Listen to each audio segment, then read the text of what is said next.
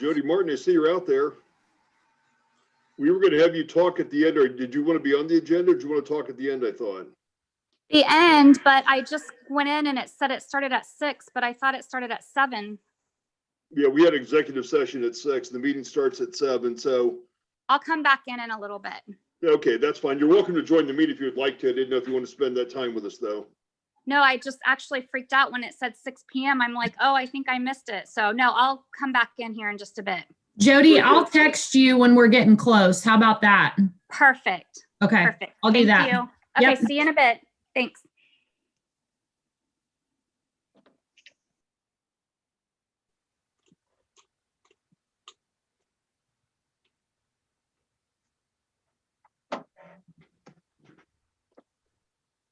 Sorry, Pam, I was on mute. I said, oh, don't worry, Jody. The meetings are really short. Just giving you a hard time, ma'am. I know. Okay. They were until you started joining us, Dr. Dave. Okay, is everybody ready? I show 7 o'clock. We're ready. Okay. We all set, Pam? Yes. Good evening. I'd like to call to order the meeting of Bellbrook City Council. Today's date is December the 14th, 2020. This being our last meeting in the year 2020. If you're going to join me with the Pledge of Allegiance, please.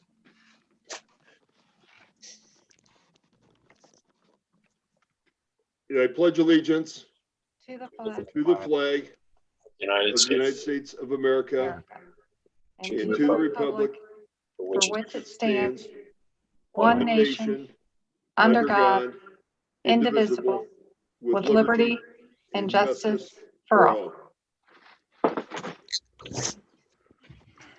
Okay, thank you. Pam, could you call the roll, please? Yes. Mr. Hoke, Here. Mr. Havens, Here. Dr. Van Veldhuizen, Here.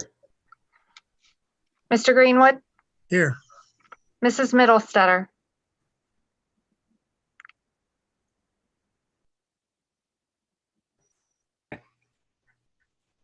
Here. Mr. Edwards, Here. and Mayor Schweller. Here.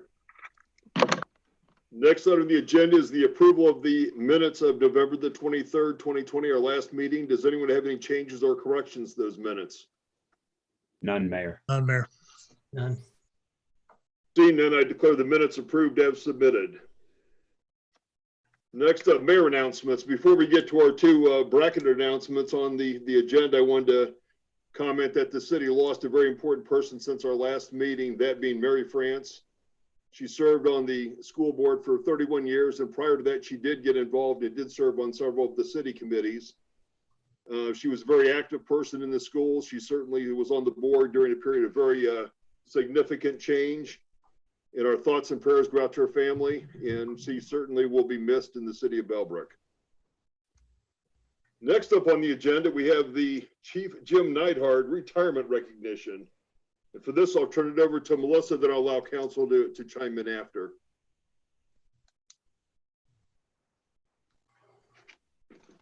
So as of December 31st, Chief Neidhart will be retiring, and it's bittersweet because he's been such a great part of the fire department in the city of Bellbrook, and he just means a whole lot to all of us here that are staff of the city. And he's had a very long career, and he is well deserving of his retirement. And I wish that we were having a formal celebration. We do have something that we're cooking up, but I'm trying to finalize some things. So stay tuned for that. But we do have a retirement plaque that we will be presenting to Chief on Thursday morning when I see him next. And then we're going to also give him a gift certificate to a local Bellbrook business as well. So that's what we're going to do as a send off. I wish that we could do much more, but I just, you know, the situation is what it is. So Mayor, did you want to go over some of his high points that I had passed on? I'd be more than happy to. Jim, it's been a pleasure working with you. You've been here for 7 years, but you came in at a time, I think the fire department needed some stability. I think you provided that stability. You provided that leadership. It's kind of interesting that we haven't heard a whole lot about the fire department. They keep doing what they're doing. And from my standpoint, that's always good information, knowing that they're just out there doing what they're supposed to be doing. And citizens by far seem to be very happy and like what you're doing. So I think you've been an excellent leader for our department. And I think you're going to be missed. You know, a couple of things that Jim did. He is the department's second full-time chief. I never realized that. But we had Scott Hall was part-time here, full-time in Huber Heights. Jim was full-time with us. We had an ISO rating of 2, which puts us in the top 3% of the nation among fire departments. Jim helped us secure a grant for the CPR Lucas devices. And I think anytime we get grants, that's always good for Bellbrook especially. You brought us in times with our reporting technology, which I think we have done a ton on the technology space or technology platform, both citywide and also through fire and police. I think that's absolutely what we need to be doing. And now we can go digital. We passed a levy into his tenure, which is something that's no easy task to do. As back in, I think, 2017, we passed it, or 2018. So it was nice leadership and assistance on that. We were able to increase our staffing to where it should be, what they termed safer numbers. We made several significant equipment / apparatus purchases during his tenure, and that's always been something challenging for Bellbrook to find the right setup and the right combination. And Jim also had a fitness trainer coming to the department, and he's got a small fitness center set up at Station 1. I'm not sure if it gets dust or use, but it's there and it's available for the firemen. And I've also seen the chief on numerous occasions walking up the bike path on Upper Bellbrook toward the high school. So I think he's always been a big advocate of staying fit and healthy, and he walks the walk and talks the talk. I think he's encouraged our firefighters to pursue educational opportunities. And he was also honored by the Optimist Club as a hometown hero. I didn't realize that, but that's very impressive for sure. And he's also been involved in some of the processing on the new fire station that we talked about recently. But Jim, I think you've done a great job. You've been a great leader for our fire department, and I'm sorry to see you go, but after 31 years, it sounds like it's a well-deserved retirement. At this time, before council makes any more comments, I'll certainly invite you, if you'd like to make any comments, and then I would turn the floor to council members to speak out. Okay, well, I just have a few personal thank yous. And then maybe the city manager will remember this or not, but she told me that I could speak for as long as I wanted to. So I have a little message that I'd like to read to all of you. I'll plan a small break in the middle of it so you can grab a nosh or something to drink. No, actually, it's just a few pages. So I appreciate the opportunity to talk with all of you. And I can't imagine a better decision than when I made the one to come to Bellbrook. It was a little scary and intimidating because I knew what I knew, where I came from, and I knew nothing about this community. Not nothing, but I did know a lot about the fire service here. Certainly was a blessing that I got the opportunity to work here. So I thank council for that, for picking me. And I'd like to thank the firefighters here. They're really second to none in the area as far as their skills and ability. They made my job easy. And I'd like to, on a personal note, thank my kids, Jared and Jessica, for the time that they lost because I was working shifts or missing their events and things like that over the years. And also thanks to their mother, Jerry, for being supportive in my early years and patient with me as I figured out what I wanted to do when I grew up. And as well as my big sisters who have always had my back and certainly through this career. Lastly, I'd like to thank my wife, Deb, for bringing joy into my life and her support as I change from what I have been doing to what I will be doing. So I appreciate that. So what I typically do is I write a letter because it's easier for me to speak with an end point, or else I might go on. So dear city manager, mayor, city council, community members, fellow firefighters, and guests. There is a literary technique called in medias res, which means to tell a story by beginning the story in the middle or end, and then fill in the details. If you're here, you know the end of this tale, but many of you don't know the beginning. All good stories start with the phrase, once upon a time. So, once upon a time, there was a little boy named James Edward Neidhart, who since he was 5 years old, always wanted to be a police officer. So, many of you might be surprised with that. When I was 5 years old, while my big sisters were off at school and my mom was reading me a story in my bedroom, no one else was home when the door to our walkout basement slammed shut seemingly on its own. My mom stopped reading and we looked at each other. I must admit I was terrified, and judging by my mother's face, she was scared as well. She went to the door with me in tow behind her, cracked it open, and called down into the dark basement. No one responded, and so she shut and locked the door. 2 City of Montgomery police officers showed up and went into the basement, guns drawn. They didn't find anything, but as they spoke to my mom in our living room, I stared at them in awe as if they were superheroes. With their uniforms, badges, and guns, they seemed bigger than life, and now with them here in our home, I felt safe, secure, and that everything was going to be all right.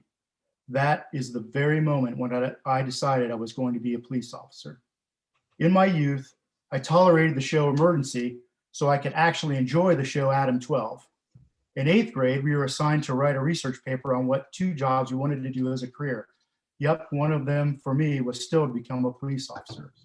When I was a junior in high school, I boldly told my dad I was not going to college because I didn't need that to be a police officer. I was going to work as a police cadet until I was old enough to be an officer. Well, truthfully, if you knew my dad, you know I didn't boldly state anything. More likely, I quietly suggested that perhaps, maybe, possibly, I might not attend college. Regardless, he emphatically corrected me and that I was going to college. I was going to get a 4-year degree, and then I could be whatever it was I wanted, but the degree would help me no matter what that was. He was a very smart man, and he turned out to be very right. I graduated from Ohio State University with a bachelor's degree in business administration, and now, finally, I can get a job as a police officer. However, for the time being, I need a job, and I have this degree in business, so maybe I should try it out. I got a job selling copy machines. It was the worst job I ever had, and quite honestly, I was terrible at it. The very worst of that worst job was at the end of every 2 weeks, I received a paycheck, but nothing else. It was a job that centered on money, the making of money, and the ways to make more money. My coworkers bought into that concept, but I wanted more. Some feeling of giving back, to having provided some help to someone. It was at this time I began taking every police officer test you could find. Montgomery County Sheriff, West Carrollton, Centerville, Kettering, Middletown, and I waited for the results.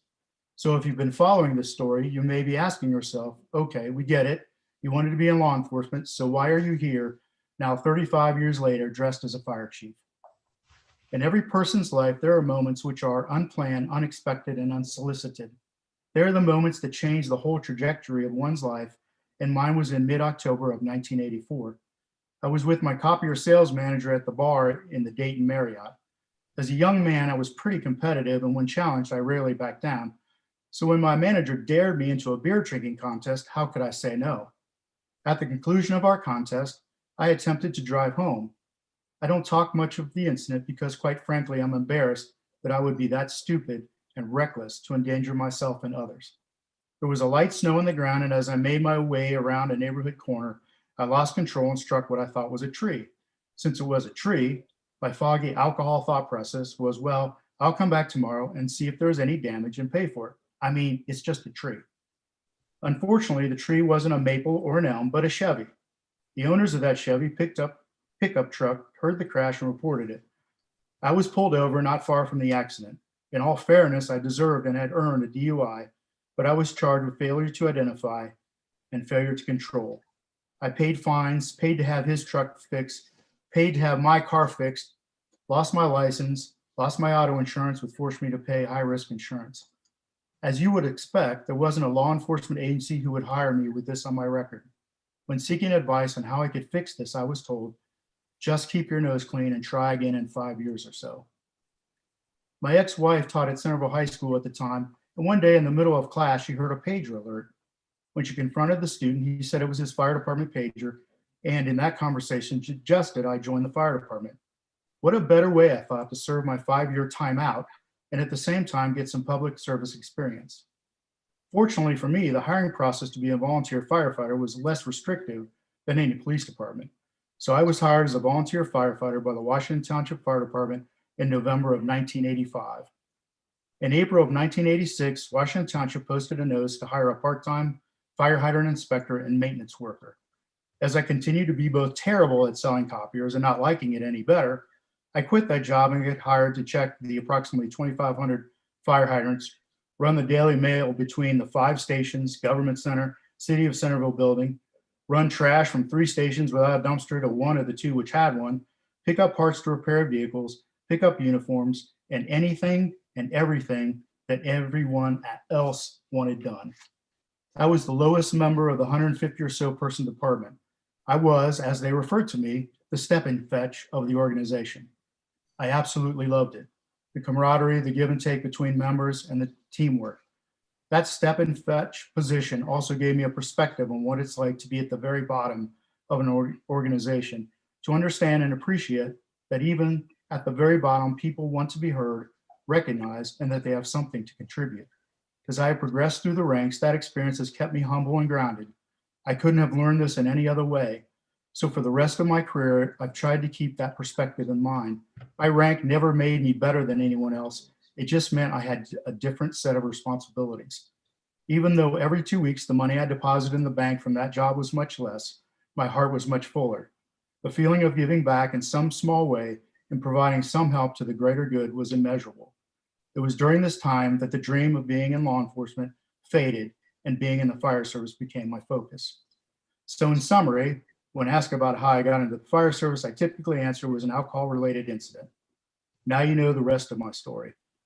So in order to speed this up, then some stuff happened over the next 35 years, which brings us to tonight, the last Monday of my last week. As you come to the last day, you begin to reflect on all the things you've done in your career. What I realize is I have done nothing myself, and that tonight is the very first thing I've actually done in 35 years alone. In my career and all that has been accomplished, there was always someone else in front of me, guiding me, mentoring me, showing me the way. Or there was always someone there behind me, encouraging me, following me, supporting me. Or there was always someone who walked along beside me, aiding me, just listening or putting an arm around me when I needed it the most. The support aspect of this job has been one of the biggest reasons I feel so blessed to be a small part of this profession. That my mistake in October of 1984 led me to this place, to this job that I wouldn't have discovered in any other way. There are so many people who are part of this story and who got me to this place that in the process of thanking them all, I would inevitably forget someone. I couldn't, and it wouldn't be fair to name them without the fear of missing anyone. If you know me or our paths have crossed somewhere over these many years, then you too have been part of the cast in my adventure, and I thank you for whatever your role has been. Star, co-star, stunt double, bit player, or extra. You each have added depth, spice, heart, and soul to my story, and it wouldn't have been the successful, amazing, eventful adventure that I can't imagine my life without. There are many things that I will miss about my adventure: the people, the sound of sirens, the adrenaline rush of entering a building that's on fire, or providing some comfort or relief for those who are ill or injured. I won't, however, miss my job ruminations. Since the beginning, after every shift when I got home, I replayed the day. Every action or inaction, every conversation, every decision got reviewed and critiqued in my head. It was an exercise in the exhausting, obsessive, never-ending search to find a way for me to be just a little bit better the next time I put on my uniform, even if imperceptible to others. I know my habit of ruminating will never end because it's just part of my DNA. However, I now look forward to ruminating about important things that I may have unfortunately neglected or ignored over the last 35 years. Now I am free to focus on how to be a better father, a better brother, a better husband, a better uncle, a better friend, or just a better person. Lastly, I look forward to returning to simply being Jim Neidhart. I know that 5-year-old boy in Montgomery, Ohio, could have never imagined what an amazing, fulfilling, and blessed adventure he was going to experience, that it would end as a fire chief in a beautiful, supportive community, reading a letter to an equally supportive city council. All of this would have been impossible for him to conceive. I sincerely hope that in all these years, I have at some point helped just one person feel safe, secure, and that everything was going to be all right, just like two unknown police officers did for a little boy 55 years ago. I'm sure that after those officers left our house, my mom and I returned to my bedside to finish that story. All stories she read to me had the same last page. The last page allows each of us to start a new story or to begin a whole new adventure. Tonight, just like that book, this adventure, this career, and this letter all have the same last page. And it is the end. Yours truly, James Edward Neidhart, retired fire chief. Chief, very well said. Thank you very much. Council, I'd ask you to chime in, make any comments you care to about Jim at this point, or? Sure. I remember, Jim, when we first hired you, it was my first year of council, and it kind of time flies. Yeah, it It does. doesn't seem like it's been 7 years, but it Yeah. has. And I just want to say I appreciate all the work that you've done for the city. You've been a great chief. You've done a lot for the city, and I just wish you all the best in retirement. Thank you. Thanks. Yeah, Nick. Chief, if I may, I appreciate so much your honesty and your humility. And that speaks to me of your leadership. And I know you'll have chances now to exhibit that in other places and to mentor other faces. And I just wish you the best, sir. Thank you so much for that. Thank you. Jim, I'm sorry I didn't get to know you better. This is the first year I've been on council. But I can say I definitely have heard very positive comments coming in every direction. And I appreciate all of your efforts that you've given the city. I am curious if you're going to go into writing. You know, in 8th grade, when I talked about the two careers I looked at, one was police and one was actually being a writer. So it's not really on the radar, but it's funny you say that. Showed some skills there. Yeah, and I just wanted to add, as safety rep, I've just been on council for a little bit. Our interaction because of COVID has been through limited emails, but wish you best in retirement, and feel free to stay in touch. Let us know what transpires. Great, thank you. Forrest? Chief, I really appreciate what you've done for the city. A lot of people may not realize just how much you have done. I've been around 7 years when you first hired in, and it's been great. Never had to worry about the fire department. Everything's always done. And, you know, I always appreciate the fact that you're a great teacher, a motivator. Those are two virtues that are great for leadership. I stopped by a few weeks ago to say a few words to you. I heard you were retiring, and when I got there, they said, saw your vehicle, and they said, well, he left the building. And I left, and I thought, well, maybe I'll try back later. And time flies, and I got to thinking about that. I thought, you know, when you say, they always said Elvis left the building, that kind of means like the show's over, you know. Yeah. But with all the influence that you've had on our fire department, that statement can't be said, because your influence is going to hang around that department for a long time. And I really appreciate that, because you've left the department in a great place. Thanks, Jim. Elaine? Yeah, I can hardly believe it's been 7 years, because I was on council when we hired you, and I recommended you for hire. And I've just heard nothing but excellent reports of your quiet leadership and guidance all along the way. So I wish you the very, very best in your future career, and absolutely look into writing. You have a talent there, a very well spoken reminiscence of your history with us, and we've been fortunate to have you to move our community fire department forward. So good luck to you. Thank you so much. And Jim, again, in summation, I think you've done an outstanding job for us. I appreciate your presence. Like I said, you brought some stability and great leadership to the fire department. And I also think sometimes the sign of a great leader is what he leaves behind besides his legacy and the team he has in place. But also you are very much instrumental in training our next fire chief, Anthony Bizzarro, who's currently your deputy chief. I think you've done a great job, and I'm very appreciative of the fact that we're able to promote someone from within, and for you to have trained Anthony the way you did. I mean, I think it's going to be a very seamless transition. I think you did a great job. We greatly appreciate that. For those of you that are in the viewing audience, we're going to have the swearing in of Chief Bizzarro at our first meeting in January.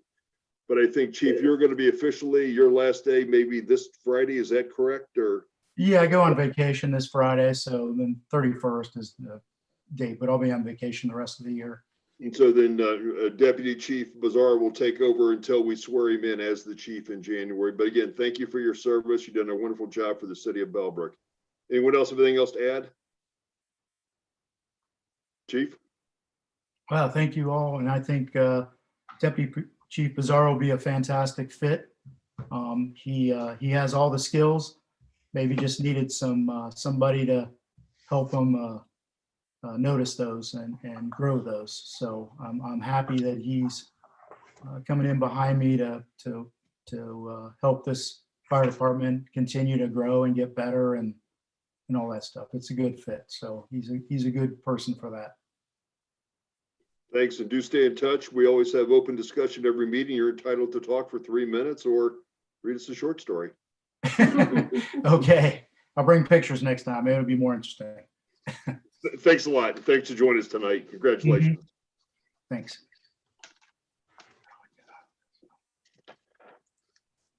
Next up on the agenda, Robert Middlestetter, service recognition. I'll turn this over to Pam for a few minutes. I see Robert out there. Okay. Hello, everyone. Hi, Robert. You're on mute, Pam. It's okay. I read lips. I'm so glad. So anyway, thank you for being able to join us here for this meeting. And sorry, this should have happened months ago.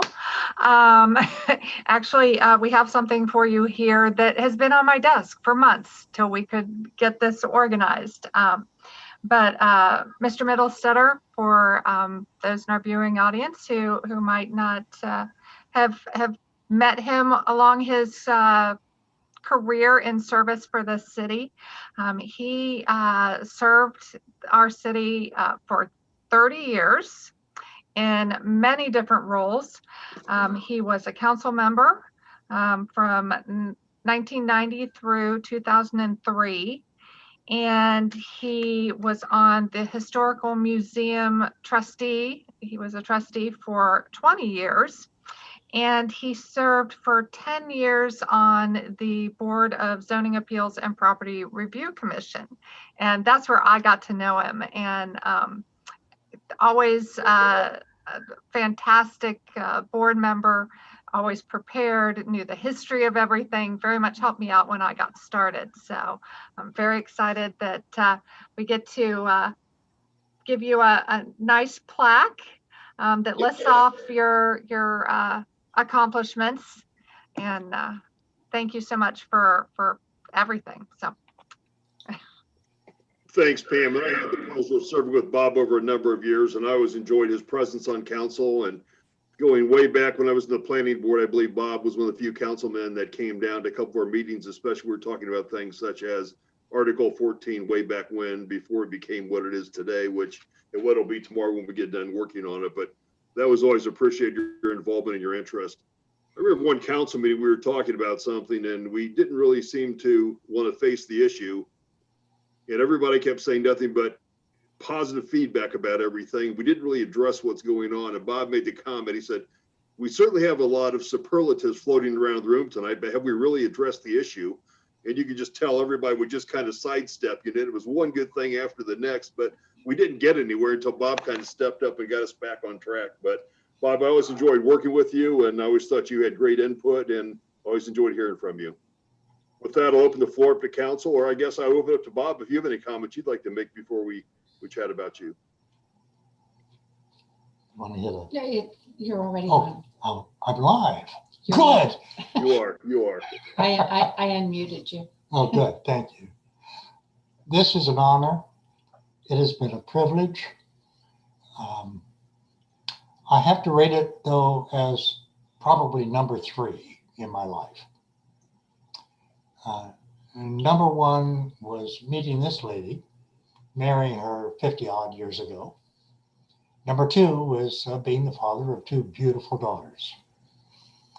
Number 3 was getting to be a council person and hopefully contributed to this community. There were good times, there were scary times, but all of the times were interesting. You kept my attention. That's not easy to do, especially at this age. It was a wonderful experience serving the city. I hope others will move in and take it by the hand, because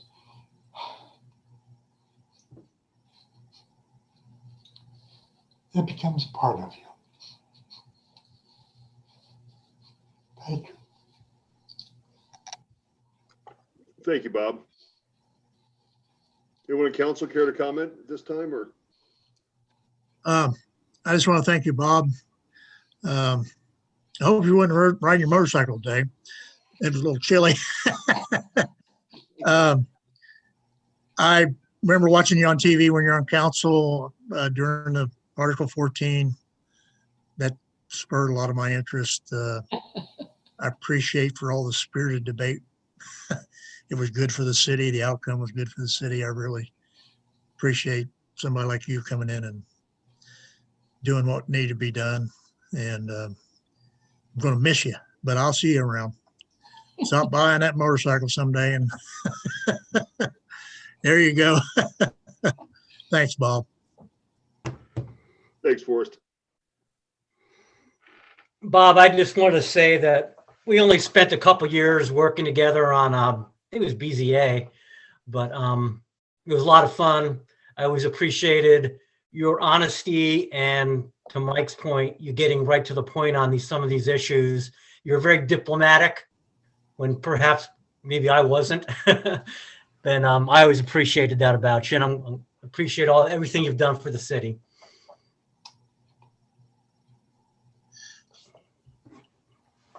Thanks, Nick.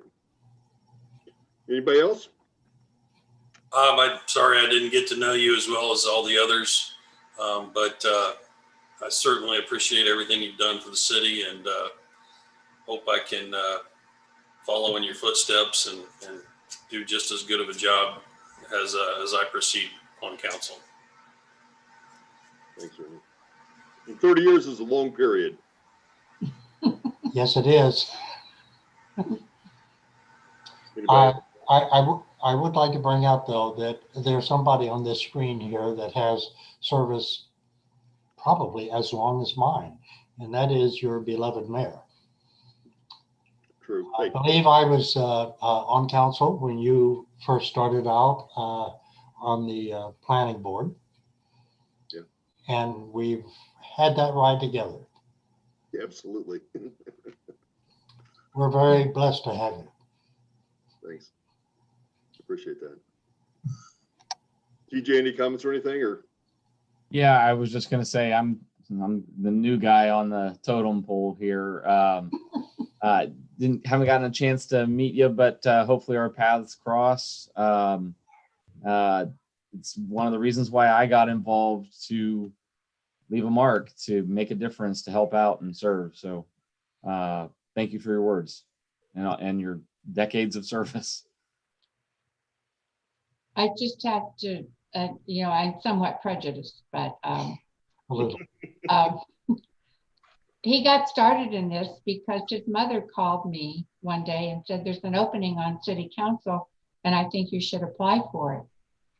And I said, oh, no, no, no, that's not my bailiwick. That's Robert's expertise in his area. So I said, why don't you go down and apply? And he wasn't much of a volunteer, but he, for some reason, it sparked his interest and he went down and applied and they basically picked him that night and appointed him. So that's how it got all started. Thanks, Mom. Yeah, it was his mom's fault. Interesting. Neat story, though. Neat story. Yeah, yeah. Because he wasn't a volunteer. He worked behind the scenes, but was never one to step up front. And that kind of pushed him to at least to the front of the screen. I'm very proud of what he's accomplished. He went through some really tough periods on council that things were, they were difficult situations to maneuver through, and he was a good leader in those aspects. So, yeah. Well said, Elaine, and very true too. Bob, again, thanks for your service. Do stay in touch. I'm sure we'll be hearing from you through your wife from time to time, but do stay in touch. And thanks again for what you've done for the city. And you've been a great role model for us. And we hope that we can find someone and some of these younger people to jump in and take over and give us that long term of service, because it helps so much and it's so valuable to have these long term folks out there to take you through some of the waters ahead. So thanks again. Thank you, Mayor. And we'll see that we get the plaque delivered to you in due course. And unfortunately, we can't have this meeting with you in person, but we're doing the best we can until we all get the vaccine. I'm actually disappointed. I expected the Bellbrook School Band to play Hail to the Chief or something like that. We still have time. I have little boxes that I'm looking at here. Thank you all. Thanks, Bob. I'm exiting.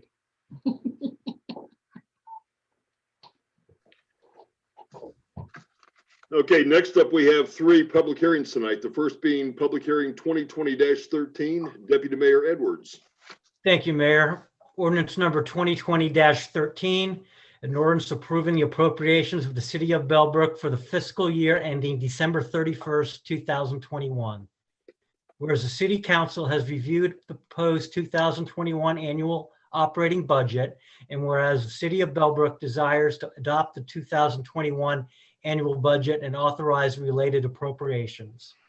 Now, therefore, the city of Bellbrook hereby ordains, Section 1, that to provide for the current expenses and other expenditures of the city of Bellbrook during the fiscal year ending December 31st, 2021, the following sums be, and they are hereby set aside to be appropriated as follows. And I'll summarize the table. Personal services, the total fund amount is $4,165,912. Other expenses are $2,124,172. Transfers total $550,000 for the total 2021 appropriations of $6,840,084. Section 2, that the finance director is hereby authorized to make payments from any of the foregoing appropriations upon receiving proper documentation approved by the officers authorized by law to approve the same. Section 3, it is hereby found and determined that all formal actions of this council concerning and related to the adoption of this ordinance were adopted in an open meeting of this council, and that any and all deliberations of this council that resulted in such formal action or meetings open to the public in compliance with all legal requirements, including but not limited to Section 121.22 of the Ohio Revised Code. Section 4, the ordinance shall take effect and be enforced from and after the earliest period provided by law. I think, Melissa, you have a presentation on the budget.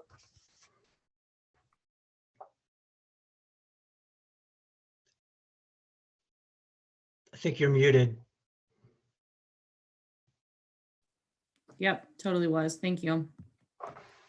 All right, I'm going to screen share So hopefully this works. Let's see.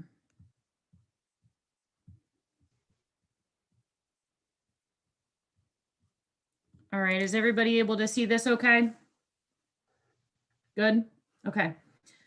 So this is the 2021 budget presentation.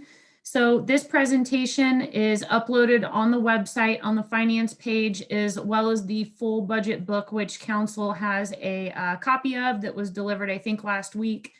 And so everything is already up on the website that we're going to go over.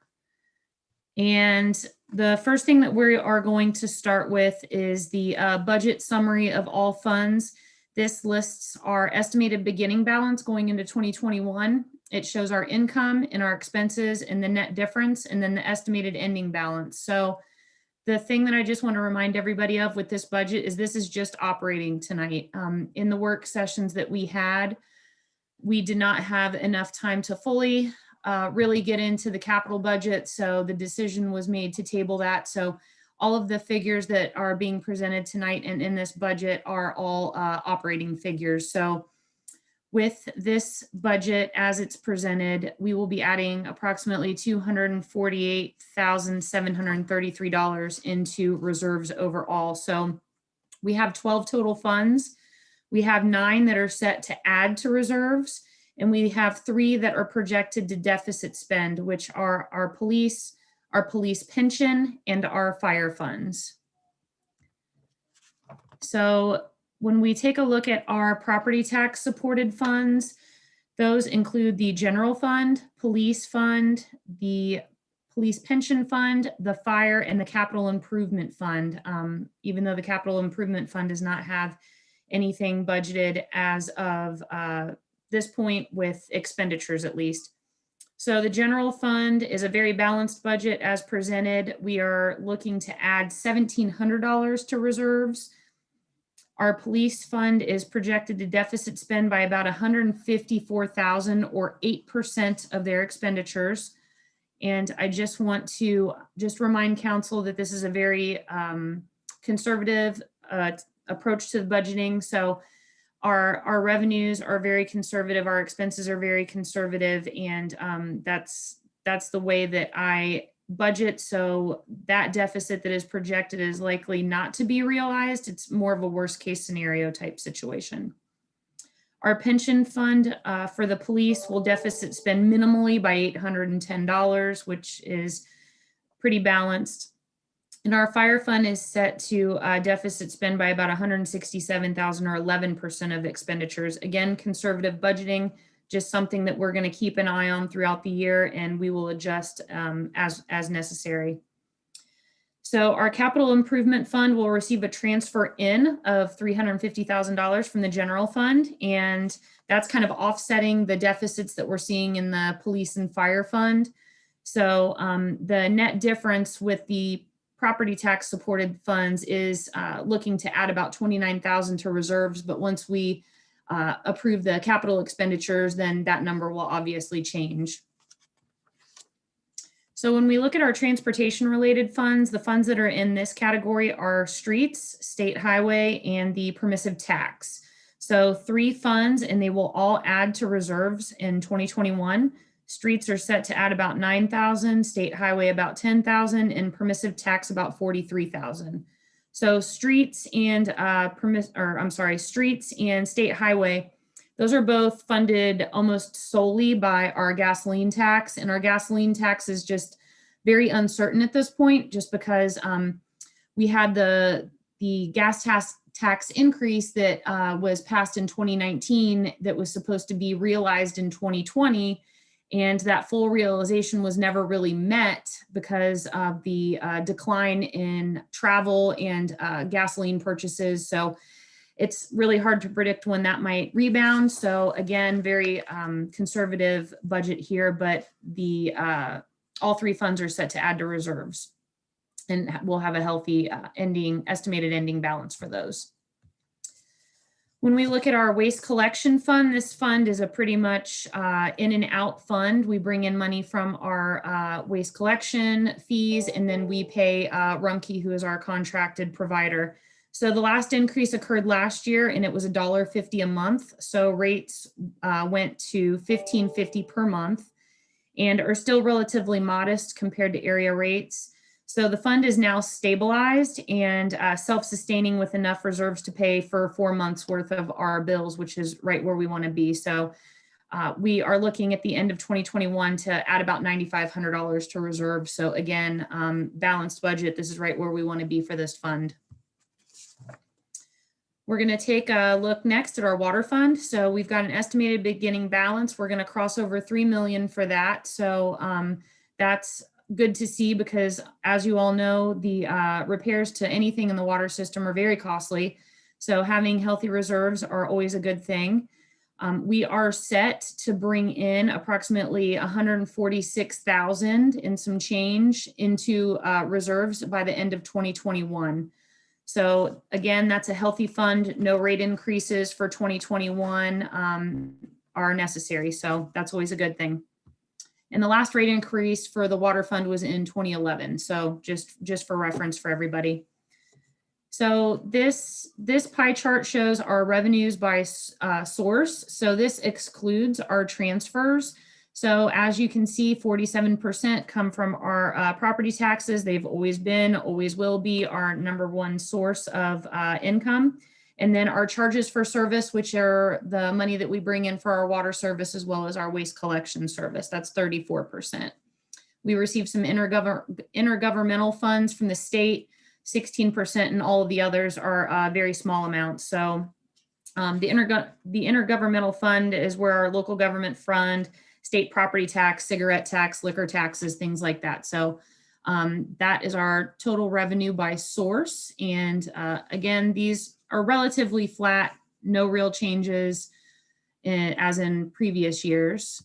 And let's see. So this is the always helpful property tax dollar, which shows where our property taxes go. So these percentages change just slightly every year based on the different millage and property tax valuations. So Bellbrook has always sat about 20% of the property tax dollar. So this just kind of shows where the money goes. And this is actually based on our 2019 residential effective tax rates.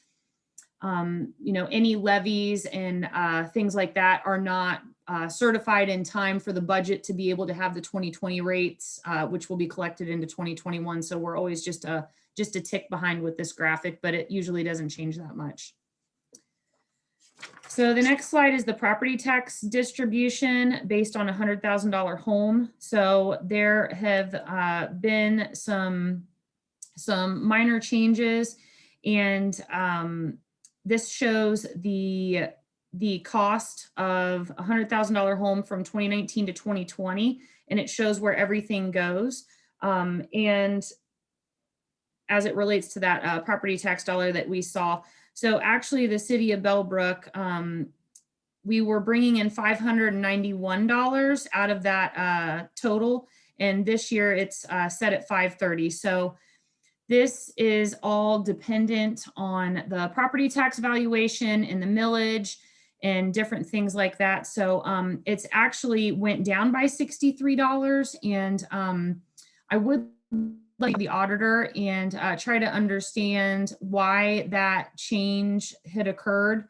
Usually the changes are really easy to identify, you know, if we have a levy that passes or something like that, or there's some sort of a replacement, it's usually pretty easy to identify. But when I plugged in all of the figures to get these rates, it came out actually a little bit lower for Bellbrook. So I do want to dig into that just a little bit more. So that was a reduction of about $61. So the effective millage was reduced slightly from 2019. So I'm going to guess that that's where it came from, was the effective millage was a little bit lower, but I would like to understand that actually a little bit more myself. So I will follow up with council on that one. It's just a good graphic just to see what things cost from year to year in terms of property taxes. So our city directed revenue, this is what the average home owner would pay in their property taxes with a $150,000 home in this scenario, average water usage, and then waste collection fees. So if we compare 2012 to 2021, it's just a $35 difference. And that's mostly because our water rates have stayed very stable. So have the waste collection rates. The changes in property taxes from 2012 to 2021, I believe there was only one additional levy, which was the fire levy that occurred in 2018. So the changes have been very minimal in terms of what is coming towards the city from each homeowner. So the 2021 budget breakdown, this also excludes the transfers of $550,000, which are supporting other funds. The largest expenses are wages and benefits at 66%. And the next is our contract services, which includes like our utilities, our information technology, maintenance of buildings and equipment, things like that. And then we have the other smaller budget areas such as supplies and materials, debt service, other expenses. Capital outlay again is at 0 because we do not have that included in this budget as presented.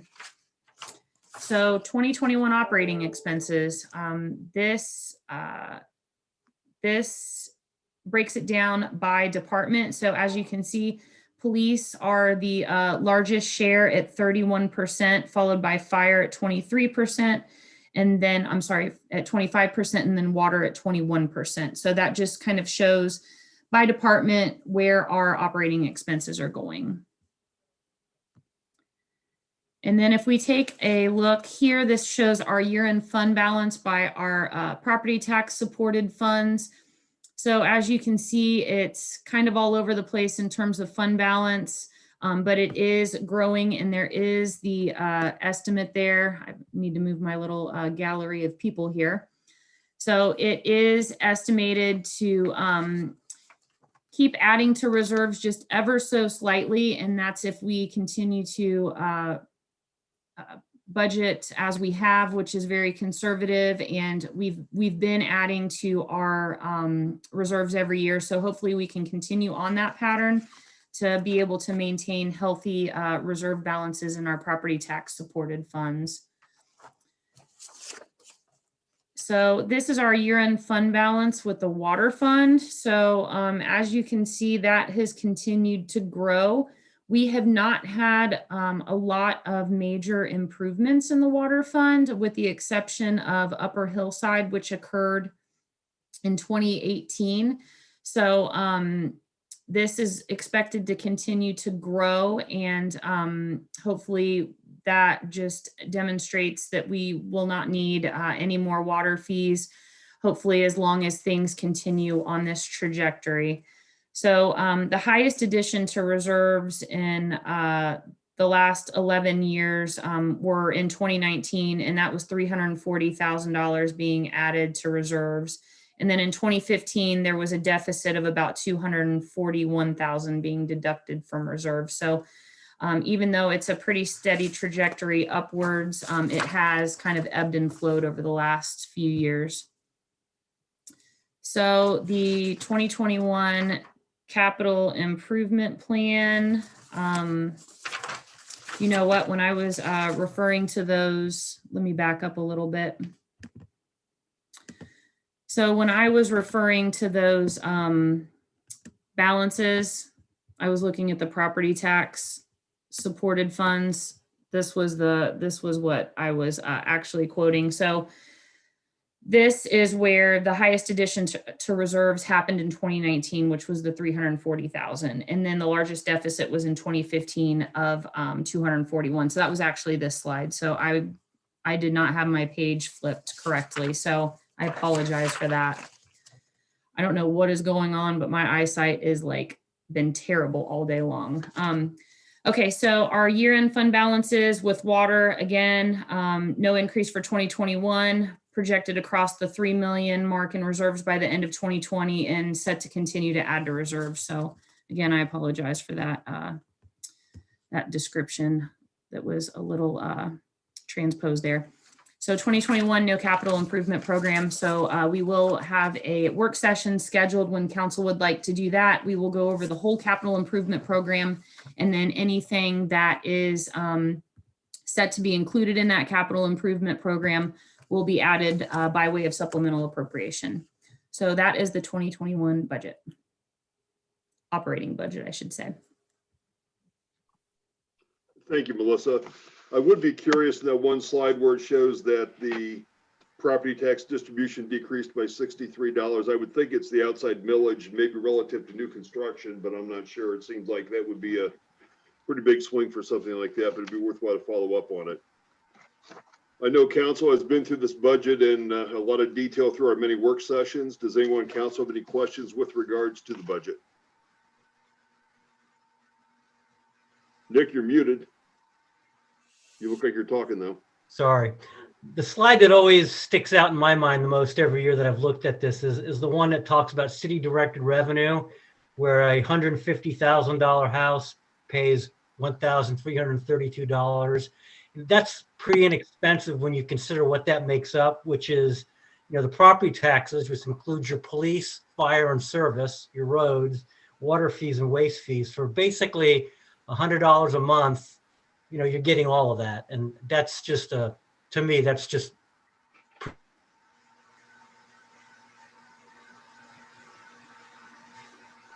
Kind of dropped off there at the end. I didn't catch your last word, Nick.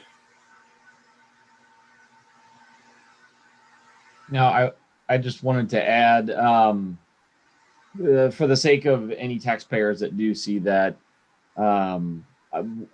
the report does indicate, the city, we're doing a really good job at maintaining our cost and holding budget and preserving fund balances. And considering when I first joined council, there was a lot of ambiguity about what the financial situation was going to be for the city with the COVID, with reduction in taxes. And I would just like to share, it's not indicative of everybody in the city of Bellbrook.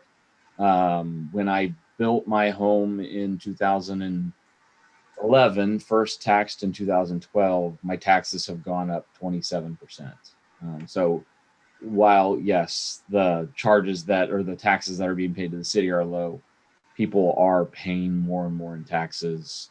So they hear it. It might not be a city tax. It could be a school tax or a state tax or something else. So I just wanted to add that out there in terms of the whole picture, that taxes do go up in a lot of other places. So just wanted to add that. Thanks. I have the same concern that the mayor voiced, roughly 10% drop in revenue for the city of Bellbrook on the taxes this year is alarming. So definitely I'm looking forward to your explanation, what you find out, Melissa.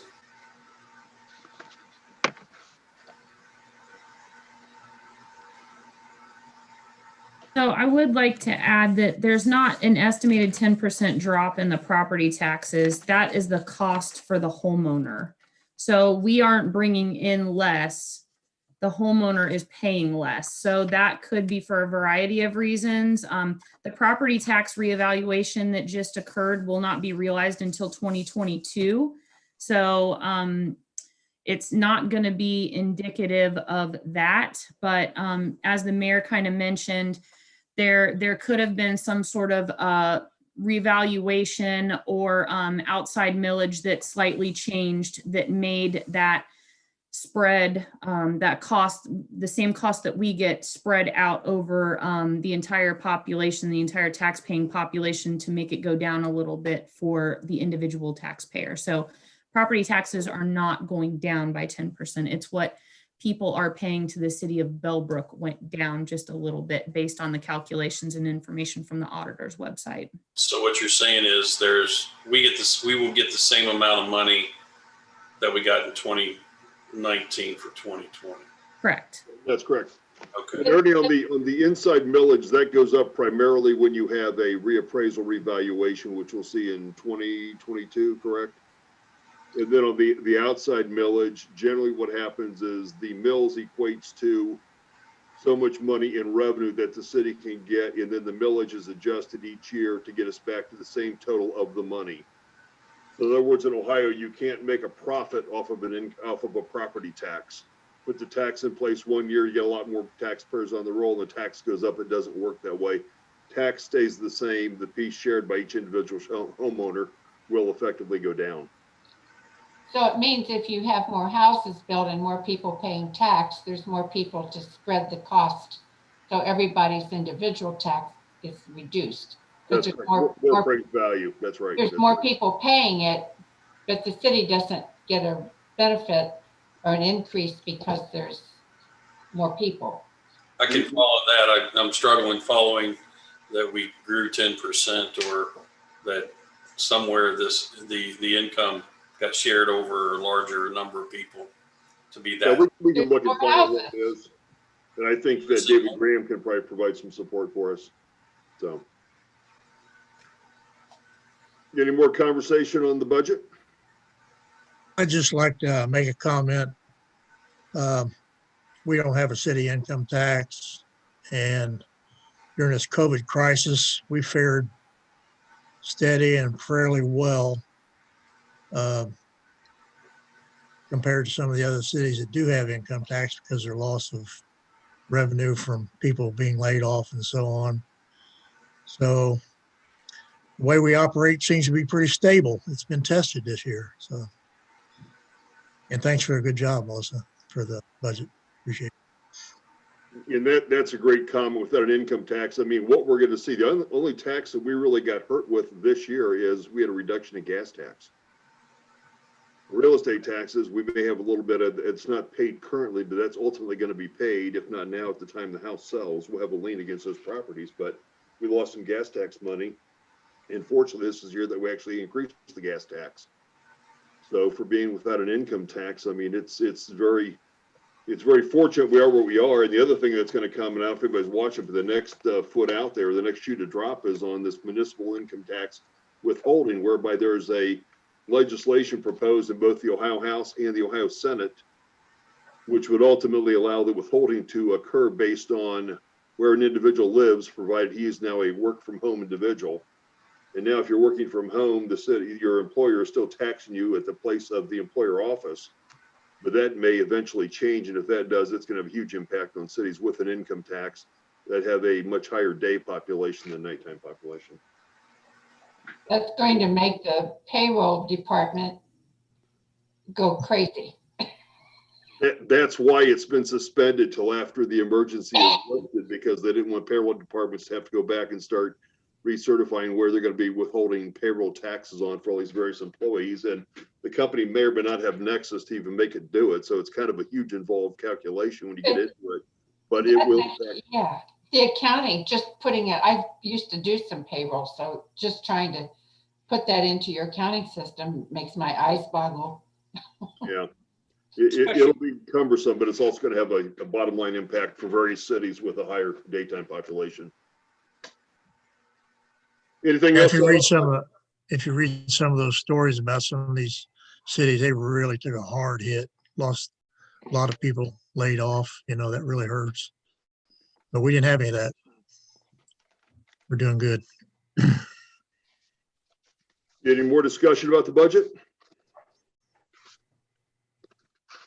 Given this is a public hearing, at this time, I invite the viewing audience to state their comments either for or against our budget for 2021. Pam, is anyone out there at all? No one. See no one out there, I declare this public hearing closed. We have a motion regarding ordinance 2020-13. I'll make a motion to approve ordinance number 2020-13. Thank you, Nick. Can I have a second? I'll second. Thank you, TJ. A motion was made by Mr. Edwards to adopt ordinance 2020-13, an ordinance approving the appropriations of the city of Bellbrook for the fiscal year ending December 31st, 2021. This was seconded by Mr. Hoke. Mr. Edwards? Yes. Mr. Hoke? Yes. Mr. Havens, Yes. Dr. Van Veldhuizen, Yes. Mr. Greenwood, Yes. Mrs. Middlestetter, Yes. Mayor Schweller. Yes. Thank you, Pam. Next up, public hearing on ordinance number 2020-14. Councilman Havens. Thank you, Mayor.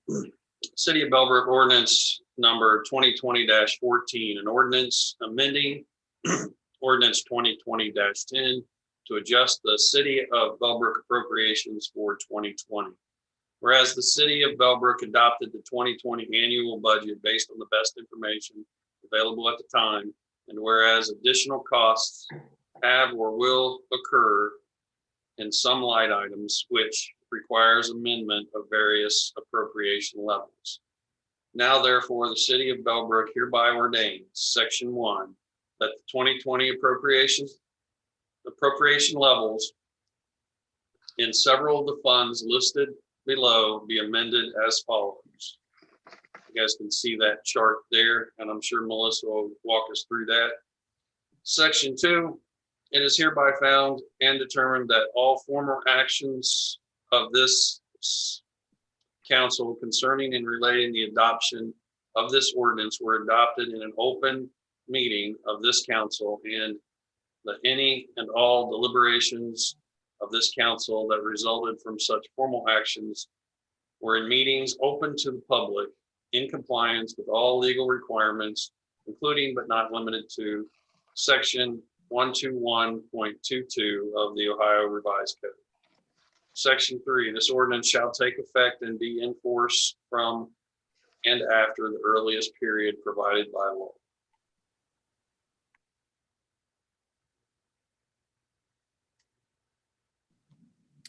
Okay, so attached to the supplemental appropriation is a worksheet that outlines the various areas and categories that are included in the ordinance.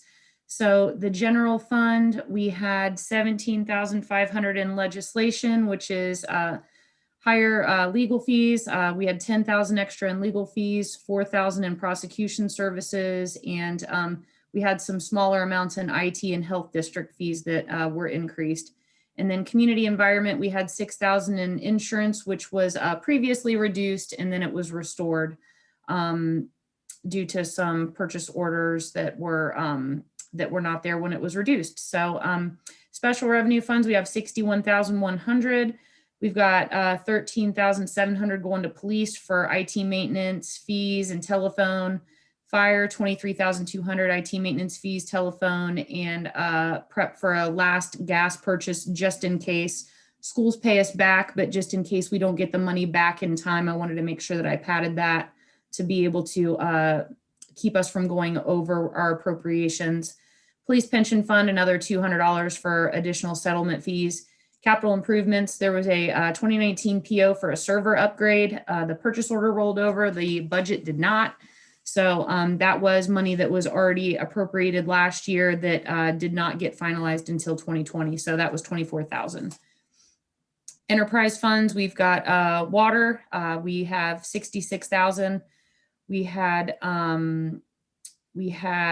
let's see, personnel. We had 21,000 in benefits that were previously decreased, and then 2,000 in part-time wages that needed to be increased.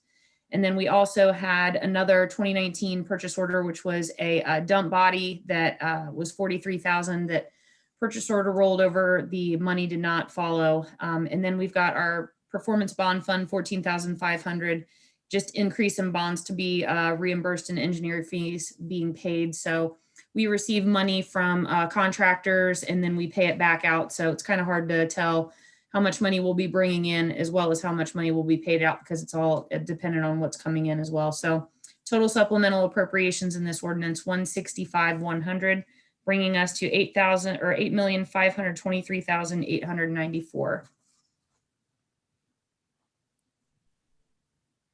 That's it for me.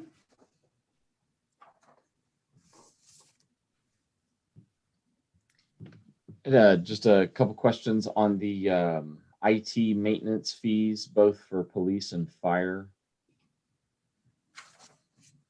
was that like a one-time planned hit, or is there something that could carry forward to the following year?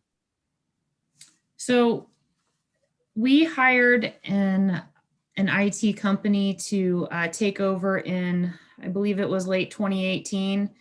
So we have had a lot of work to do in order to make sure that we have a secure system in place. And so sometimes there are things that are discovered that need to be addressed. And so there are unplanned purchases at times, but I am expecting that to stabilize. We will have some ongoing costs, but any kind of additional cost should be stabilizing because we've made so many improvements to our system and security.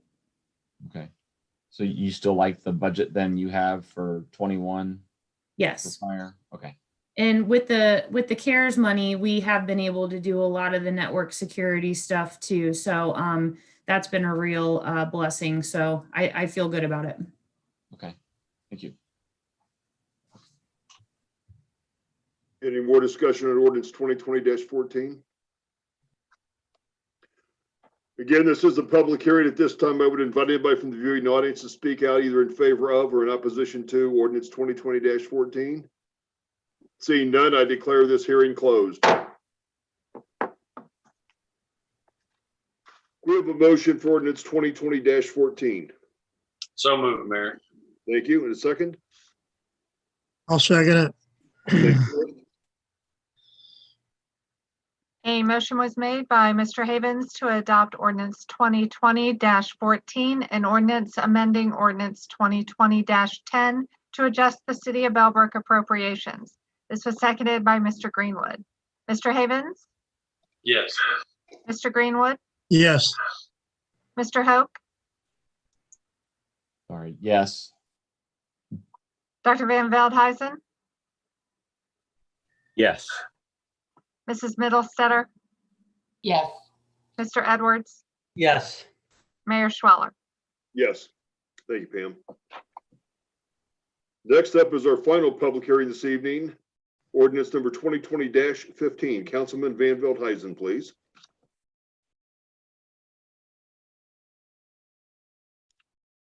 You're on mute right now. I can't lip read. Thank you, sir, but it was a nice try. All right, I'll try again. Ordinance number 2020-15. This is an ordinance amending ordinance 2020-14 to adjust the City of Bellbrook appropriations for 2020 and declaring an emergency. Whereas the City of Bellbrook adopted the 2020 annual budget based on the best information available at the time, and whereas additional costs will occur in some line items associated with the coronavirus relief fund redistribution, which requires the amendment of various appropriation levels. Now therefore, the City of Bellbrook hereby ordains, Section 1, that the 2020 appropriation levels and several of the funds listed below be amended as follows. And I will simply let Melissa talk to that when I'm done, the 2 lines in there with amendments. Section 2, this ordinance is presented as an emergency measure in order to ensure proper and timely appropriations of funds within coronavirus relief fund guidelines outlined in House Bill 614, which must be expended prior to December 30th, 2020. Section 3, it is hereby found and determined that all formal actions of this council concerning and related to the adoption of this ordinance were adopted in an open meeting of this council, and that any and all deliberations of this council that resulted in such formal action were in meetings open to the public in compliance with all legal requirements, including, but not limited to, Section 121.22 of the Ohio Revised Code. And Section 4, this ordinance shall take effect and be enforced from and after the earliest period provided by law. Melissa? Okay, so we just passed a supplemental appropriation to turn around and do another one. So that's the beauty of the coronavirus relief funds is here's some more money at the very last minute that you have to spend in 2 weeks. So we had to, I kind of panicked, and Pam knows that I did too, because I had already put through the supplemental appropriation that was just passed, and then found out that we were getting more money, and I can't spend the money without another supplemental appropriation. So here we are as an emergency measure, because we do not have any more meetings, and we're going to do this in one reading as we are tonight. So what happened is, as of November 30th, that's the original deadline to appropriate the coronavirus relief funds. Even though you had until December 30th to spend it, you had to have it earmarked and appropriated by November 30th. If you did not, then you had to return any unused portion of funds back to the Greene County Auditor. So there were municipalities in the county that returned money. And so that returned money got redistributed, or oh my goodness, redistributed. Why can I not talk tonight? Oh my gosh, to other communities. And so we were the lucky recipients of $22,831. So we don't have a whole lot of other projects that we could get completed and under our belt by the end of the year. So what we did was we did have some projects that we could earmark some funds to. So the $940 is for other expense revisions. And then I put the other with the personnel services. So that $21,891 for personnel services are going to go to the fire fund. So that's what we are going to do with the money. So that's the easiest way to spend it, because we can put it back towards wages that were spent by first responders. So we're just going to put it in fire, and that's how we're going to spend the money. So we will have it done by December 30th, and we'll see if we have to go through this exercise anymore in 2021. Thanks, Melissa. But if you guys ever get a chance to talk to our, I guess, state and even county elected officials, so it'd be nice to give them a word of thanks on this. We collected $468,000 in coronavirus relief money, and that's been a big shot in the arm, especially with the provision that allows it to be used on first responders, police, and fire salaries. So for us, this is a huge win-win, and it really gives a nice boost to the police and fire budgets, where they stand for 2020 and the money they're going to be able to carry over going into 2021. Any more discussion on ordinance 2020-15 amongst council? Given again, this is a public hearing. Does anyone from the viewing audience care to speak out in favor of or in opposition to? And I see Pam shaking her head. Therefore, I declare this public hearing closed. We have a motion with regards to ordinance 2020-15, please. I'll make a motion, Mr. Mayor. Thank you. In a second. I'll second it. Thank you, Elaine. A motion was made by Dr. Van Veldhuizen to adopt ordinance 2020-15 and ordinance amending ordinance 2020-14 to adjust the City of Bellbrook appropriations and declaring an emergency. This is seconded by Mrs. Middlestetter. Dr. Van Veldhuizen? Yes. Mrs. Middlestetter? Yes. Mr. Hoke? Yes. Mr. Havens? Yes. Mr. Greenwood? Yes. Mr. Edwards? Yes. Mayor Schweller? Yes. Thank you, Pam. We have no introductions of ordinances this evening, but we do have two resolutions. First resolution 2020-CC. Councilwoman Middlestetter, please. Okay, thank you, Mayor.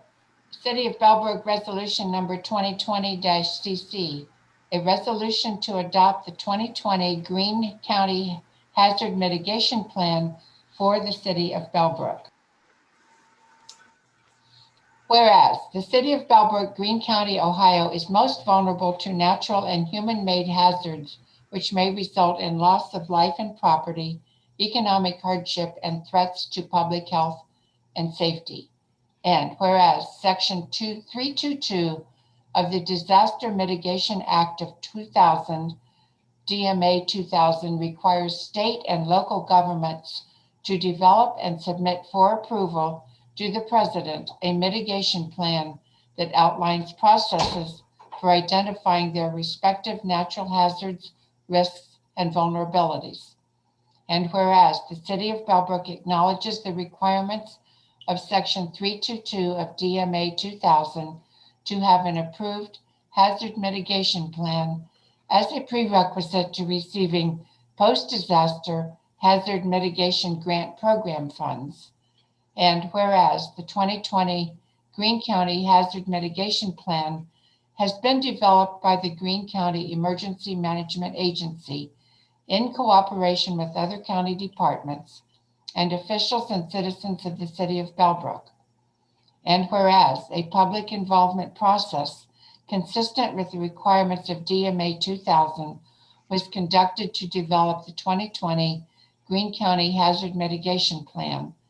And whereas the 2020 Greene County Hazard Mitigation Plan recommends mitigation activities that will reduce losses to life and property affected by both natural hazards that face the county and its municipal governments.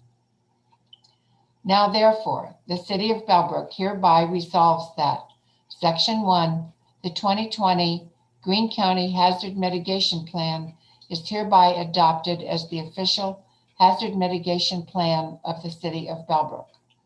Section 2, the respective officials and agencies identified in the implementation strategy of the 2020 Greene County Hazard Mitigation Plan are hereby directed to implement the recommended activities assigned to them.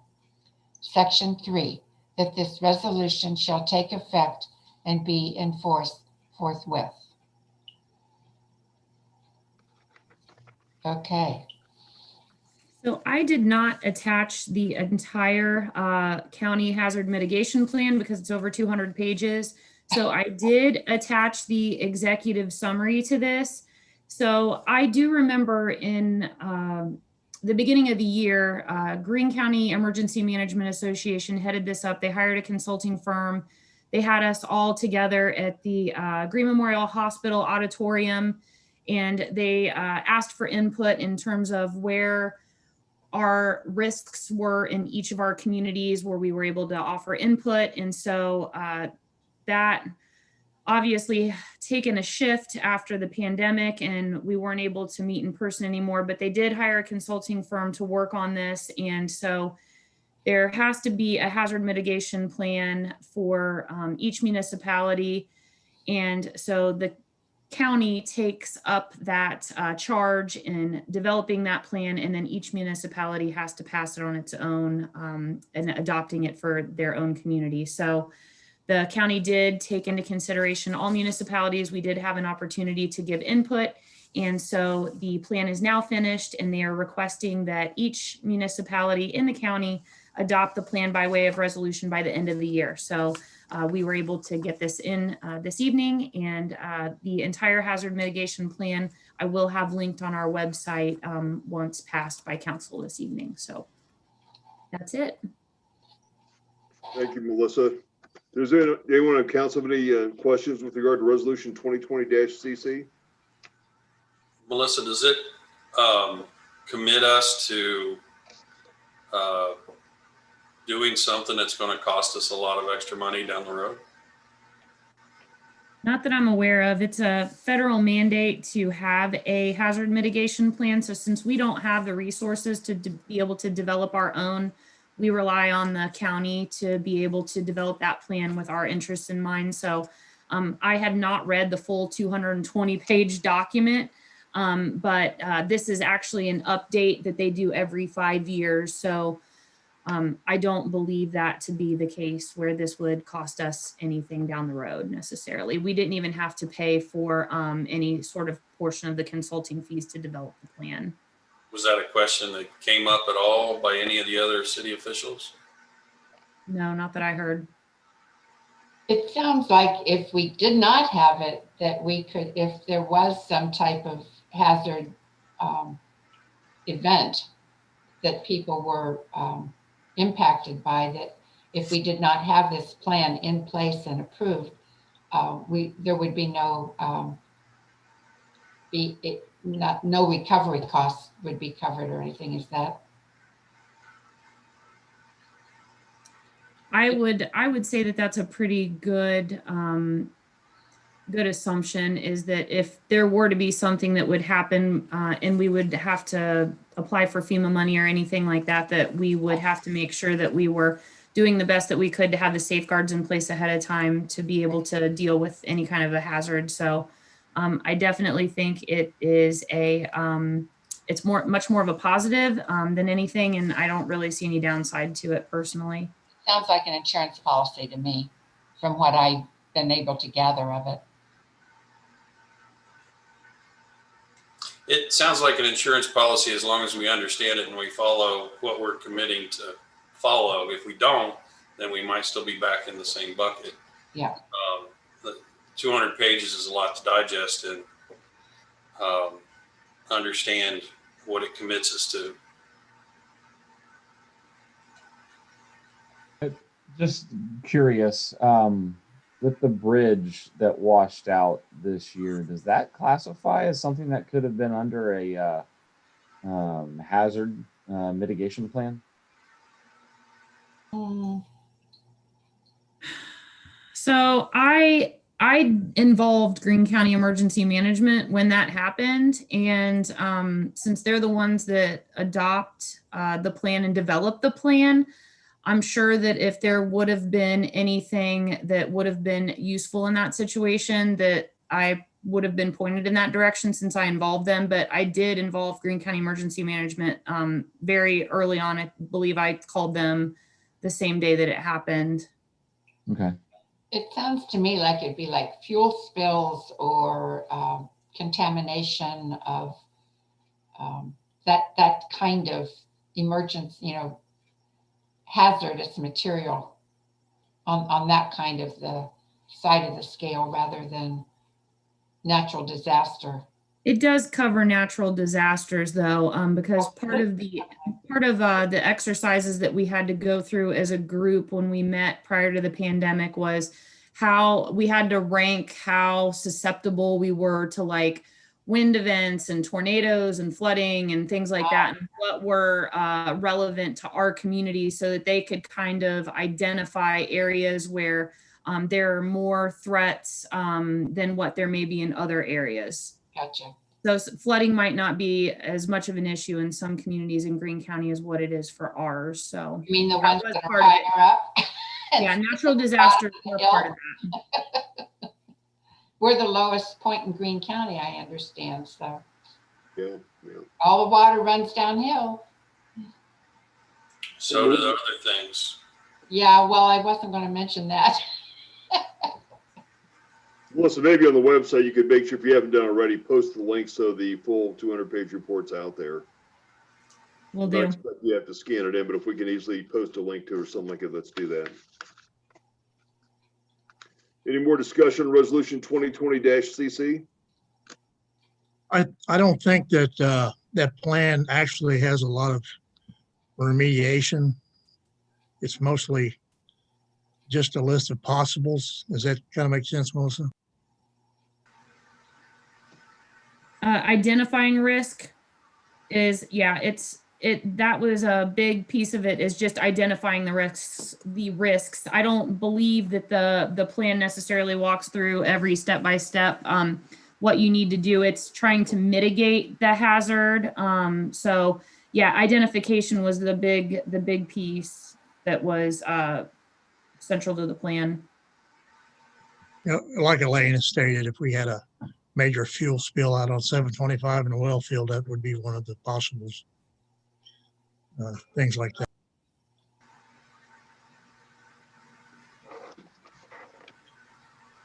Any more discussion? We have a motion regarding resolution 2020-CC. I move that we adopt resolution number 2020-CC. Thank you, Elaine. In a second. I'll second. Thank you, Nick. A motion was made by Mrs. Middlestetter to adopt Resolution 2020-CC, a resolution adopting the 2020 Greene County Hazard Mitigation Plan for the City of Bellbrook. This was seconded by Mr. Edwards. Mrs. Middlestetter? Yes. Mr. Edwards? Yes. Mr. Hoke? Yes. Mr. Havens? Yes. Dr. Van Veldhuizen? Yes. Mr. Greenwood? Yes, Mayor Schwaller? Yes. Thank you, Pam. Next up is Resolution 2020-DD. Councilman Greenwood.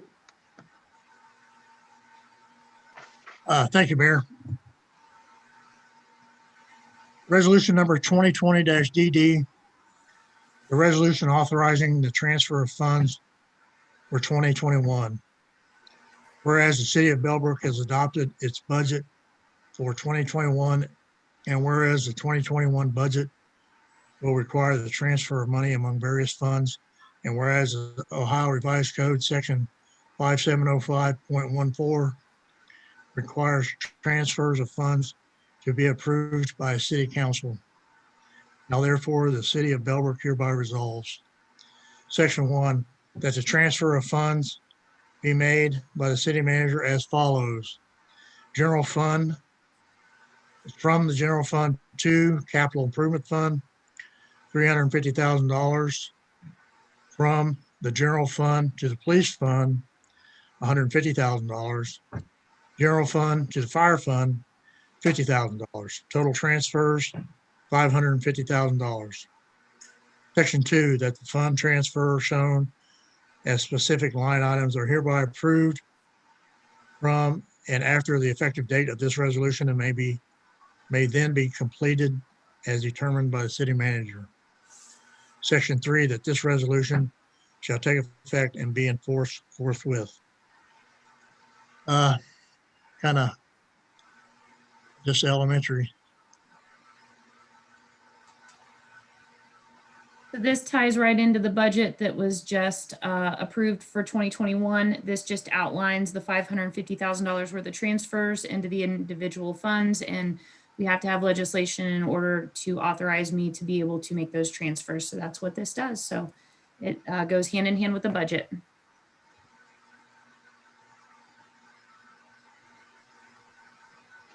What was the reason for the need to transfer the funds? I'm sorry to go back and ask a basic question. I just can't recall. Is it because the budgets were short that amount by the levies that funded them? So the capital improvement fund sees an annual transfer out every year to support our purchases.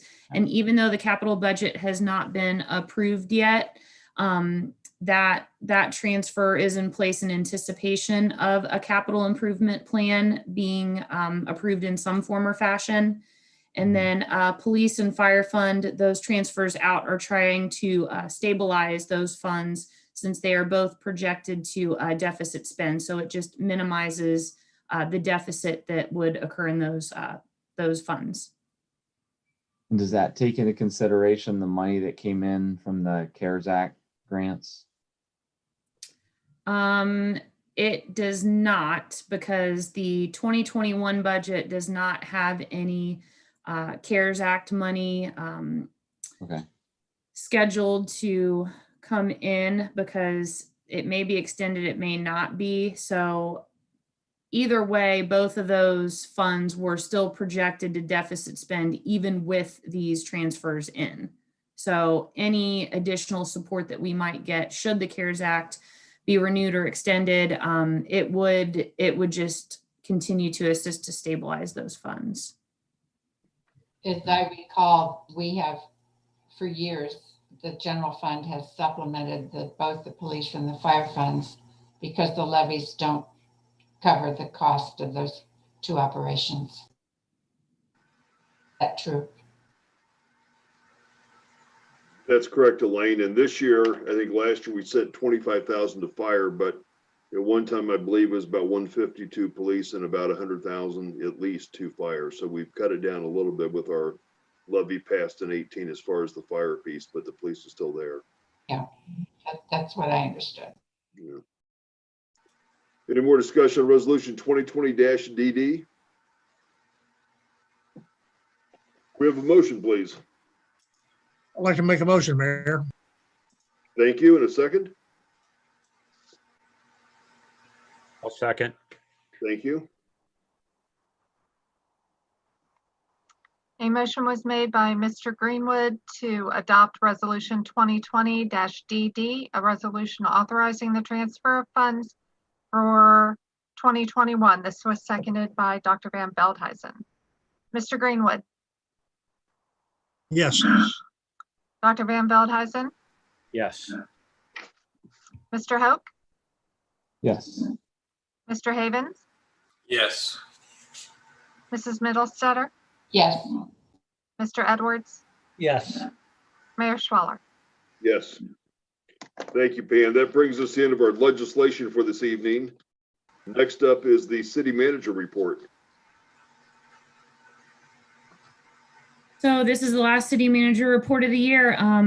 Last bits of legislation for the year. So lots of preparation for wrapping up the appropriations at year end and preparing for the new year. So this is going to keep us busy for the next couple of weeks, just making sure that everything stays in line and on track. So I'm thankful to finally be able to close the door on 2020. That's for sure. It's been a ride. So fire chief process, as we all saw, the new fire chief was announced tonight. So Anthony Bizzaro is going to be our new fire chief.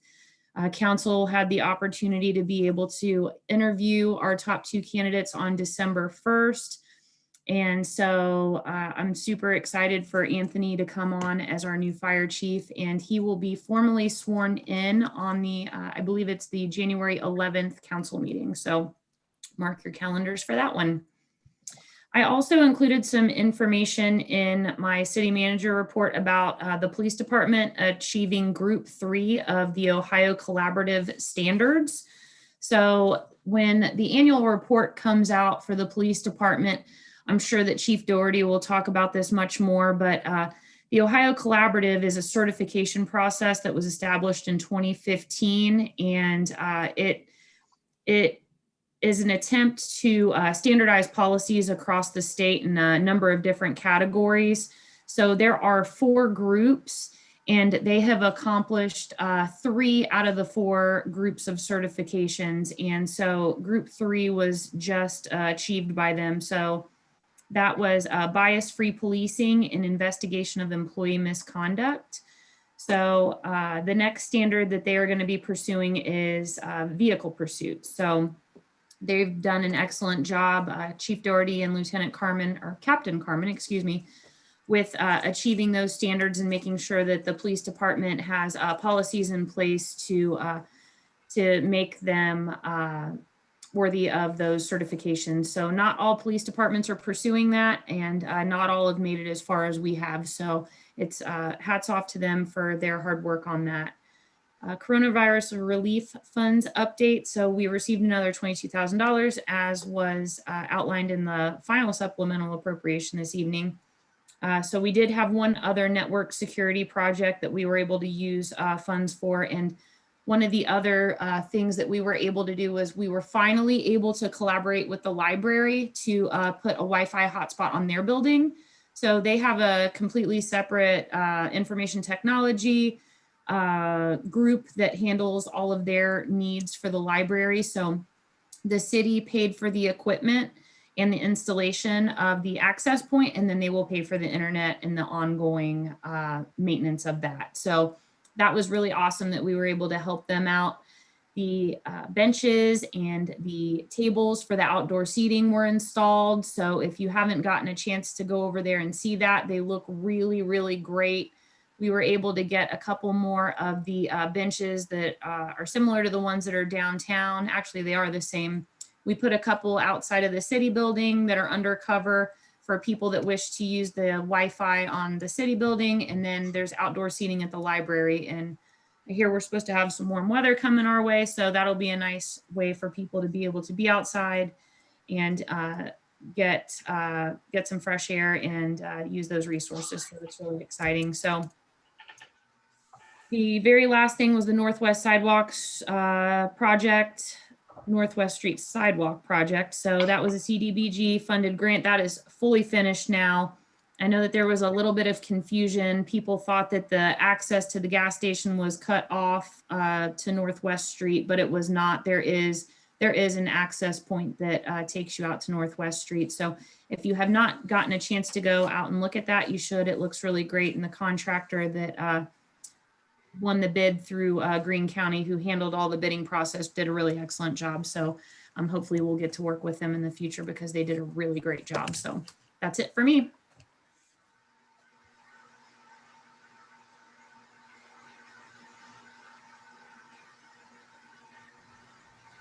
Thank you, Melissa. Does anybody have any questions for the city manager?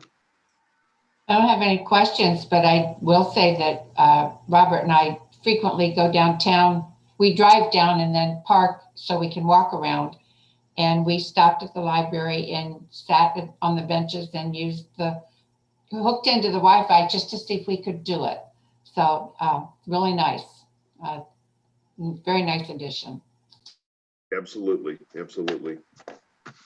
And I think the Northwest Street was a great addition as well. It just makes it so much nicer, cleaner down there, and it does serve to put better control on traffic. Another thing about the Northwest Street is I think it added a measure of safety to what it compared to what it used to be, with all the different ways people would leave the gas station and enter the gas station, and it definitely helped clean that up. Absolutely, yeah. Any other questions or comments of the city manager report? Thank you, Melissa. Moving on, we have no old business. Anyone have any new business for this evening? See none, that moves us to committee reports. Service. Thank you, Mayor. Not a whole lot. We have 2 light poles the city owns, and we now have 2 snowflakes on them. I saw that. And I think maybe in the future we may have a few more. When we talk about the capital budget, I think that might be mentioned. Melissa, I think that's something you've mentioned. But service department's doing great. They're ready for winter. That's all I have. Thanks. Great, thanks, Forrest. Safety. Yeah, I just wanted to add nothing major to report, just that there will be at some point the police will be looking at how CARES Act money has helped the police department. They'll be going through those items. Nothing specific from fire. Just wanted to congratulate Chief Neidhart on his retirement and welcome Deputy Chief, soon to be Chief Bizarro. And also, I'm not so sure if everyone got the notice, but there will be a community blood drive on December 26th at the Bellbrook Fire Station. So after Christmas, after you've ingested all the sugar and excess calories, what better way to continue to give than giving a little blood? It does recommend appointments. They are encouraged, but not required. The times are from 8:30 a.m. to 12:30. 12:30 p.m. Just checking at 4254 West Franklin. So if you are so inclined, please donate blood. If you've never done it, don't fear. It doesn't hurt that bad. And it's a good cause. Thanks. Thank you, TJ. Finance and audit. Nothing more tonight, Mayor, on finance and audit. Thank you, Nick. Community affairs. The only thing besides additional congratulations to Chief Neidhart, just remind folks that our historical museum is still open on Wednesdays and Saturdays through the end of the month. Then we'll be closed January and February. But there is a Christmas tree and Christmas display in the rotating gallery area, plus all of the standard exhibits that have been greatly improved and refinished over the last couple of years. under the able leadership of Dwight Bartlett and our lovely Judy, who is our, forget the name that we call her title, but she's doing an Curator, Hmm?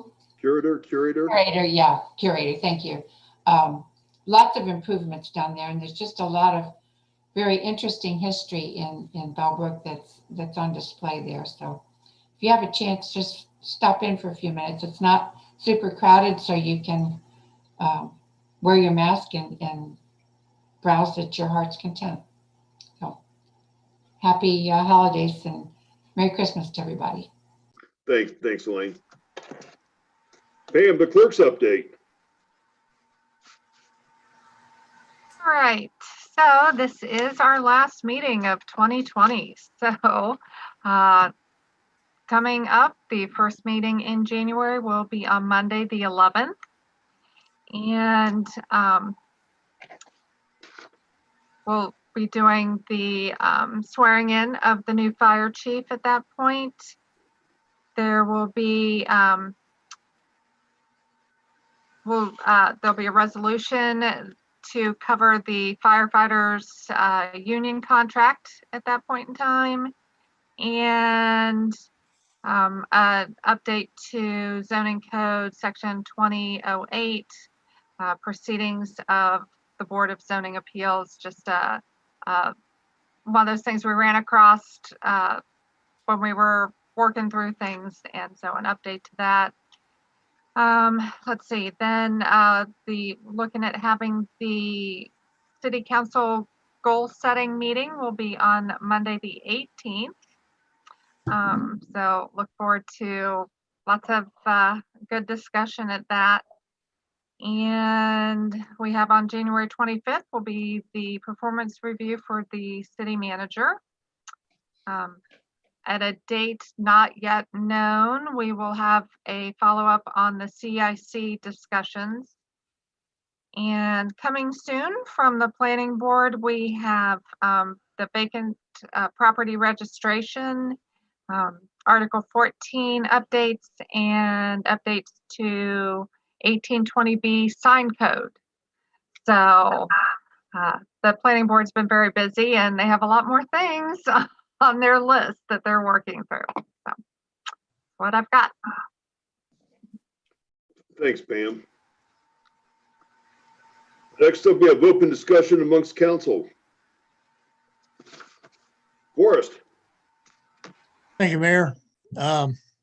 Congratulations again to Chief Nyhard and Robert Middlestetter. Both great people, done a lot for the city. Can't say any more than that. And I just like to wish everybody a Merry Christmas and Happy New Year's, and be safe. Thanks. Thank you. Ernie. Thank you, Mayor. Make it real brief. Big congrats to Anthony Bizzaro. Looking forward to seeing you take those reins.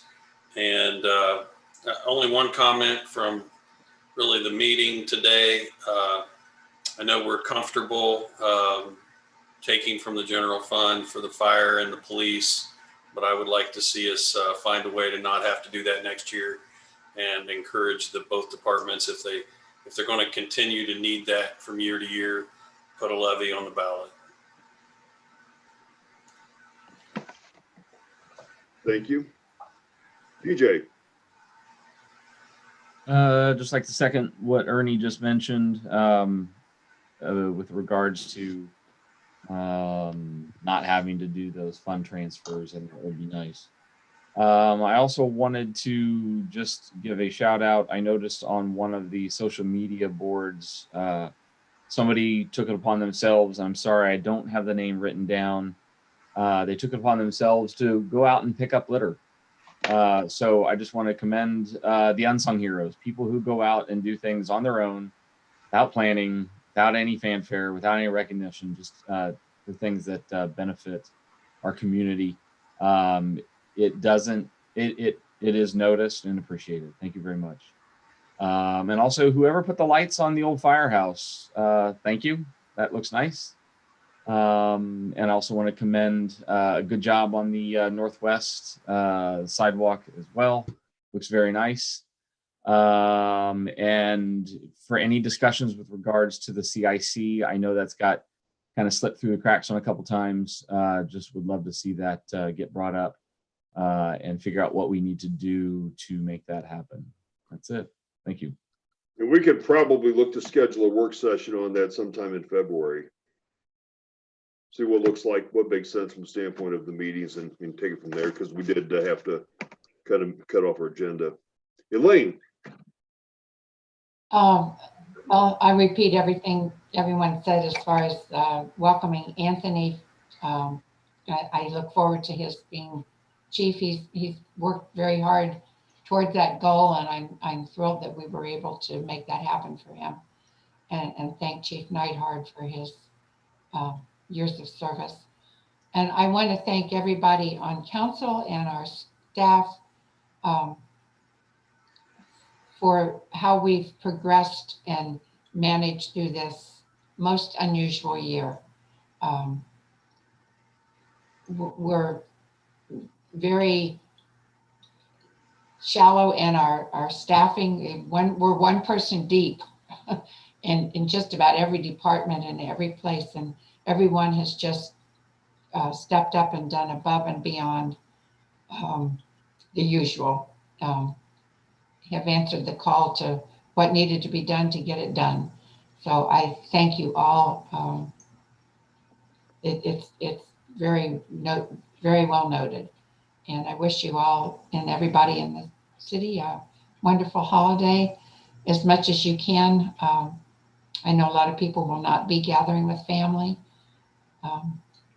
Very sad, but we do what we need to do. And I thank you all for being good citizens and working for the betterment of everybody in your community. So thank you. Thanks, Elaine. Dr. Dave. Thank you, Mayor. I'll just say the other day I saw a t-shirt. It had the 5 stars for a rating. 1 star was colored in and it said 2020. Not very good. Highly recommend not revisiting. So I kind of like that. And with that, just my wishes to you all for a happy new year, perhaps different challenges. Happy holidays for those that do. Allow me to wish you a Merry Christmas. It's a pleasure serving with you all, and look forward to seeing what happens in the new year. Thank you, Dr. Dave. Deputy Mayor Edwards. Thank you, Mayor. I would just like to thank all of our residents. It's been a challenge, not only for council, but for all citizens of Bellbrook, whether it's health, whether it's, having to social distance, wear masks, deal with kids from school. It's been a tough year. I know that the city's done everything we can to try to make it easier. Hopefully 2021 will be a better year for everybody. And I wish everyone a Merry Christmas and a Happy New Year. And thank you very much. Thanks, Nick. And I'll echo some of the same comments. This has been a very challenging year for Bellbrook. And tonight we had some very significant events in recognizing Chief Neidhart and also recognizing Bob Middlestetter. Unfortunately, we weren't able to do that in person like we normally would like to do it, but I thought we did as good as we could on the Zoom platform. This is our last meeting of 2020. I want to wish everyone a very safe holiday, Merry Christmas, and a Happy New Year. And I look for some excitement and better things to happen in 2021. With that, I know we do have one individual in the audience that would like to speak out. And at this point in time, we'll open the meeting to public comments. Please state your name and address, and you're entitled to 3 minutes. Welcome, Jody Martin. Hi, guys. I just wanted to jump on here quick and say hello. I'm the new executive director of the Bellbrook Sugar Creek Chamber of Commerce. Lots going on, lots of changes, transition, but we're open to ideas and suggestions. And I just want you all to know that reach out to us anytime. You can contact me at info@bellbrooksugarcreekchamber.com. And I'm excited to get going and make changes and work with all of you. So just reach out, and just wanted to say hi. Jody, welcome, and we look forward to working with you, and we look forward to an exciting 2021. Thank you. Absolutely. Thank you. Thanks for joining us, Jody. Pleasure to meet you. Yep. Nice to meet you too. Anyone else out there, Pam? That would be all. Does any member of council have any further discussion or matters to bring before us this evening? I'd like to commend Jody Martin. That I am the liaison to the chamber, and what I've seen her leadership in the few weeks that she's actually taken the reins is I'm very excited for the future of our chamber and see where she's going to take us. She's an excellent leader. Thank you very much. Any more comments or anything else we need to discuss this evening? No, Mayor. Seeing none, I declare this meeting adjourned. Have a Merry Christmas and a Happy New Year, and we'll see you in 2021. Thank you. Bye Thank you all. all. Take care. God bless.